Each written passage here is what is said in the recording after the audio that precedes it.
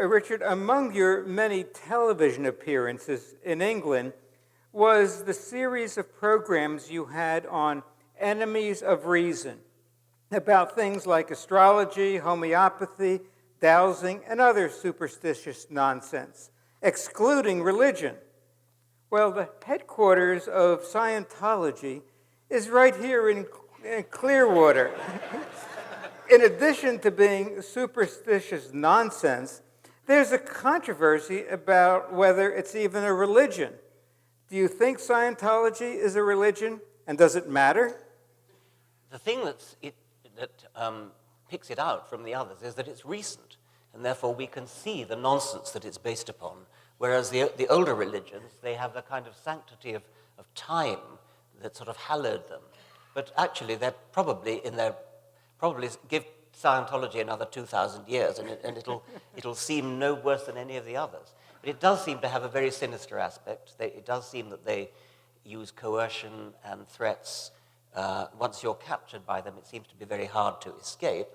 And they seem to have an awful lot of money, which is ill-gotten and tax-free, which of course it should not be. Yes, I mean, I think it is a force for evil. But are there any religions that you would say otherwise? Well, I think that Unitarianism. I don't think they're all as bad as each other. I mean, I think there's a pecking order of awfulness. When I first declared for governor, I was hoping to get invitations, and I got an invitation to the Unitarian Church in Charleston. And I mentioned that to somebody who said, well, big deal, that's not a real church. And they meant it as a compliment. But I guess, I don't know how people here in Clearwater feel, but in a sense, I like when you have specifically wacky religions, because then when I talk to, say, Christians who say, they're really crazy, I say, yeah, I agree with what you say about that and other religions, but can you see how some of us outsiders think that yours is equally crazy? So I like diversity in crazy religions rather than a monopoly.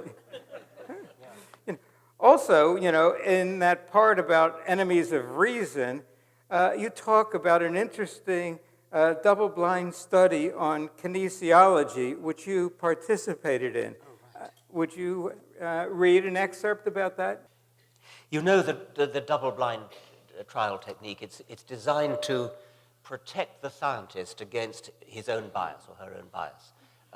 With the best will in the world, a scientist cannot help sometimes making readings which are a little bit biased, maybe even against your own hypothesis if you're really, really conscientious. So the double-blind trials, used especially in medical trials, where neither the patient nor the doctor nor the nurse who administers the dose knows whether it's the control pill that's being given or whatever it is, and the experimental. Nobody is allowed to know. The information is locked up in a computer somewhere and only unmasked when the trial is finished. And then the statistics are done. I don't know who invented the double-blind trial, but it is a brilliantly effective yet simple technique. There's a telling story in John Diamond's courageous book, Snake Oil, written when he was dying of cancer and beset by well-meaning quacks. The skeptical investigator Ray Hyman once did a double-blind trial of an alternative diagnostic technique called applied kinesiology. As it happens, I have experienced kinesiology myself. I'd ricked my neck and was in pain. It was the weekend, and I couldn't go to my normal doctor. So I decided to be open-minded and try an alternative practitioner. Before beginning her manipulation, she did a diagnostic test which consisted of pushing against my arm to test my strength while I was lying on my back, kinesiology. She demonstrated to her own satisfaction that my arm was stronger when I had a small vial of vitamin C resting on my chest. The vial was sealed. There was no way for the vitamin to enter my body, so it was obvious that she was really, though probably subconsciously, pressing harder against my arm when the vial was not there than when it was. When I expressed my skepticism, she gushed her enthusiasm. Yes, C is a marvelous vitamin, isn't it? Self-deception of that kind is precisely what the double-blind technique was invented to eliminate. In testing the efficacy of any medicine, not only must it be compared with a placebo control, it is vitally important that neither the patient nor the experimenter nor the nurse administering the dose should know which is experimental, which control. Ray Hyman did a double-blind trial of a slightly less far-fetched claim of kinesiology than used by my quack, that a drop of fructose placed on the tongue would strengthen a patient's arm when compared with a drop of glucose. Under double-blind conditions, there was no difference in strength, whereat the chief kinesiologist delivered himself of this immortally indignant remark. You see, that's why we never do double-blind testing anymore. It never works.